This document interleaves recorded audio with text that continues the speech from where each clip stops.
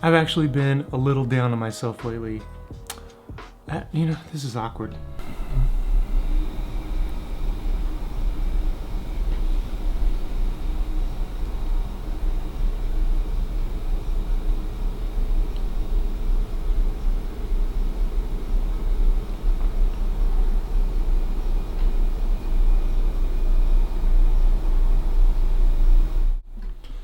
Oh, it's much better. Tall guy problems. I've actually been a little down on myself lately. Ever since we got back from Yosemite, well, I mean, I got sick, not COVID, thankfully. I've been kind of down on myself. I haven't been filming much for client stuff. I turned down a few weddings. I turned down some client work.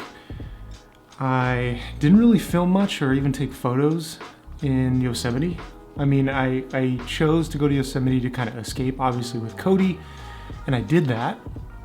But I really forgot how fun it was to take photos and do video and just be immersed and be, you know, in the camera. So I decided to start vlogging again.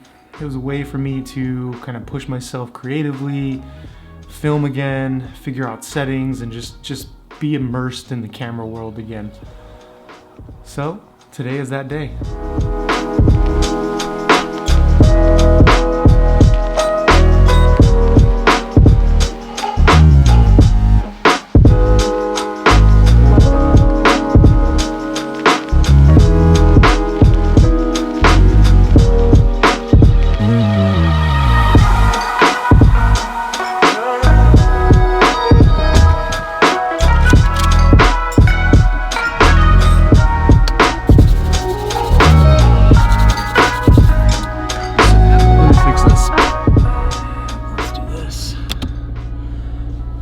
That's a little better.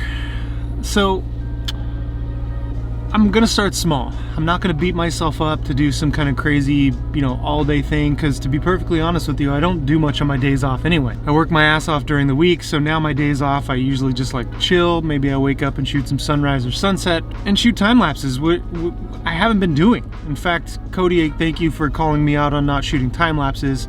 In fact, that leads me to really the reason why I'm going out to shoot today. Well, not only to vlog, but I've been wanting to try this time-lapse technique for a really long time. This morning, there's no clouds in the sky. It's kind of a bland, plain sunrise. So I'm gonna shoot somewhere semi-close to my house. If you followed me before or saw any of my vlogs before, like, you know, a long time ago, you've seen this place before, so it's not new. It's just a way for me to kind of get back into filming. And we have about an hour, about an hour before sunrise. So with that being said, let's head to this place, and then I'll kind of explain the technique, explain the why behind it as well.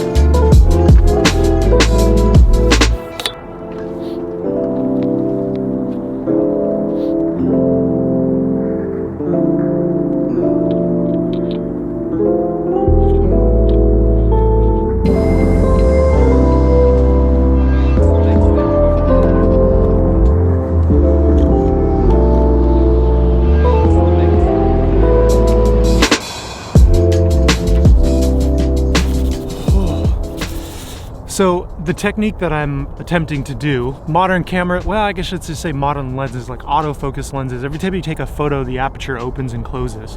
Well, that adds a little flicker to the image. There's programs like LR time-lapse that have a deflickering effect, I guess, for lack of a better term, and it helps remove some of the flicker.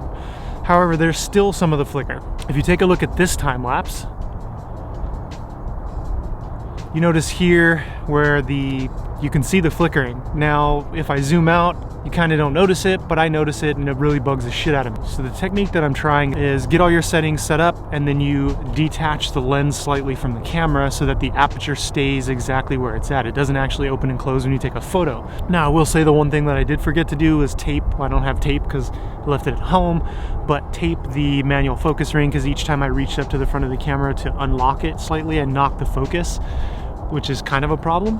We're gonna shoot this time lapse for like another 20-30 minutes and we'll take it back in and see if it actually fixed the issue.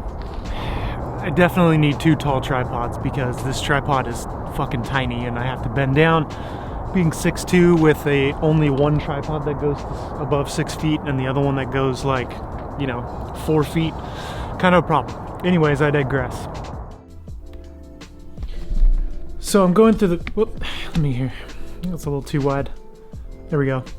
So I'm going through the footage now and realizing that I made a ton of mistakes. In regards to the flicker, realistically, this would improve Holy Grail time lapses where you'd want to shoot as fast as possible. So for example, I'm shooting on the 16-35. If I shot it at 2.8, it would be like 2.8 to 22, 2.8 to f16, that's where you get a lot of the light flicker. So I'm trying to improve my Holy Grail time lapses, but going back through the footage, I made a ton of mistakes. So I shot at 85, so it wasn't really wide, so there wasn't a lot of light change. And now I realize that I shot that time lapse at f16, so even then, there isn't really a lot of flicker. So I'm gonna have to go back and kind of readjust and reassess. But nonetheless, the reason why I did this was not just for this time lapse test, it was to grease the wheels. It's never too late to start over. And I forgot how much fun it was to talk in front of the camera and set up shots and edit footage. And so I'm gonna hold myself accountable to try to shoot one a week. I'm gonna make them as small as possible. Like this one's really short. It's just to get me comfortable behind the camera again, comfortable outside of the comfort zone, because you're not really growing if you're not really challenging yourself, and I haven't been. So with that being said, I will see you guys next week.